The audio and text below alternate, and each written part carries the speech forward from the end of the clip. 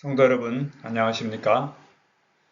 이번 주는 2025년도 제3기 국화, 제목은 율법의 실천입니다. 기억절 우리 같이 읽어보겠습니다.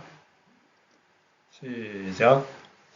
여호와께서 모세에게 이르시되 너는 이스라엘 자손에게 이같이 이르라.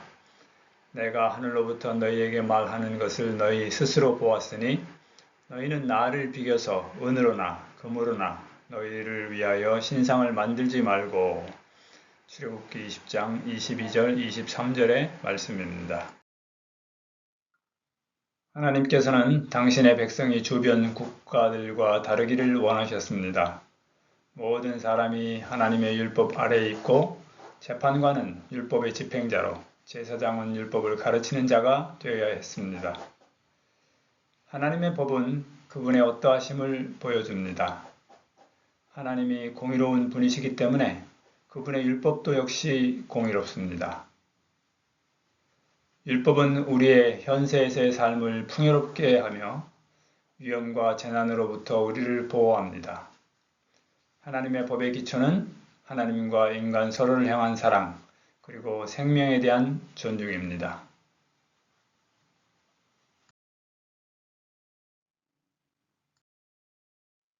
첫째 날입니다.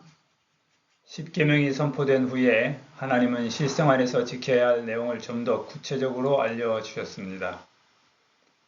첫 번째 부분은 히브리 사회의 세 가지 중요한 측면을 규제하는 것으로 시작됩니다. 노예제도, 사형에 해당하는 범죄들, 부상을 입혔을 때 어떻게 처리해야 될 것인가에 대한 내용입니다. 이러한 모든 법률은 사람들 사이에 학대와 폭력을 억제하기 위한 것입니다. 둘째 날입니다. 하나님은 우리에게 단순히 기본적인 법칙만 주신 것이 아니고 우리가 그 법칙들을 올바르게 적용할 수 있도록 구체적인 예를 들어 주셨습니다. 동물이 동물을 공격했을 때, 또 빌려주거나 임대했을 때, 혼전 성관계가 발생했을 때 어떻게 해야 될지에 대한 내용들입니다.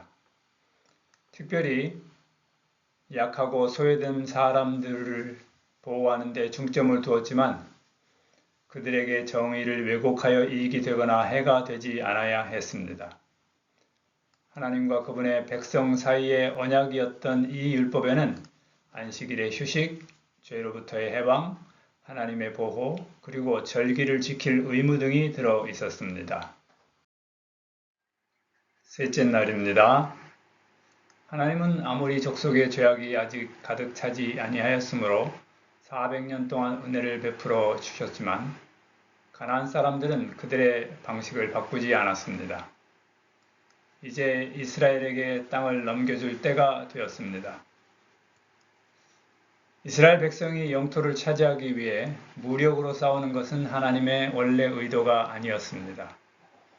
하나님께서 전쟁을 하지 않고 이스라엘 백성을 애굽에서 인도해 내셨던 것처럼 전쟁과 싸움 없이 가나안 땅에 들어갈 수 있게 하실 수 있지 않았을까요? 그렇게 하기 위해서 하나님께서 이스라엘에게 무엇을 해야 하는지를 말씀해 주셨고 또 하나님은 이스라엘에게 무엇을 하실 것인지에 대해서 자세하게 설명해 주셨습니다.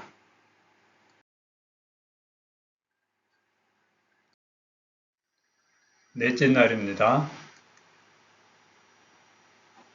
예수님께서는 산상수훈에서 너희는 이렇게 들었으나 그러나 나는 너희에게 이렇게 이르노니 라는 말씀을 하셨습니다. 이 말씀은 내가 율법을 폐지한다 라는 말씀이 아닙니다. 예수님께서는 살인하지 말라, 또 간음하지 말라와 같은 구절을 사용하셨지만 그것들을 폐지할 의도가 아니라 그것에 진정한 의미를 부여하신 것입니다. 보복법의 진정한 의도는 사람들로 하여금 죄를 범했을 때 눈이나 손을 잃게 하는 것이 아니었습니다. 이것의 목적은 사람들이 개인적으로 정의를 실현하는 것을 막는 것이었습니다. 정의는 반드시 실현되어야 했지만 하나님의 율법에 따라 이루어져야 했었습니다. 다섯째 날입니다. 복수심은 우리 안에 깊이 뿌리 내리고 있습니다. 그리고 그 복수심은 우리가 받은 부당함에 비해 항상 지나치게 큽니다. 예수님은 악을 선으로 갚으라고 권하십니다. 그렇다면 불의에 대한 심판은 어떻게 이루어질 수 있습니까? 하나님은 자신이 보복자가 되실 것이라고 분명히 말씀하십니다. 율법에서는 개인의 복수가 허용됐지만 남용을 막기 위해서 사법적인 제도가 만들어져 있었습니다.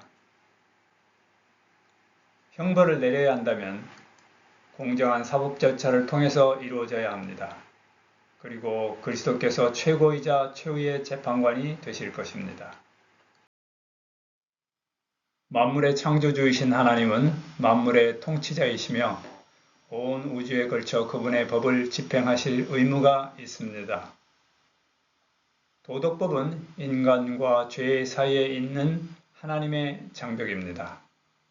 성도 여러분, 이번 한 주도 하나님의 법을 순종함으로 이 땅에서도 하늘의 법칙을 따라 사는 사람이 누리는 진정한 행복과 기쁨을 충만하게 맛보시기를 기도합니다.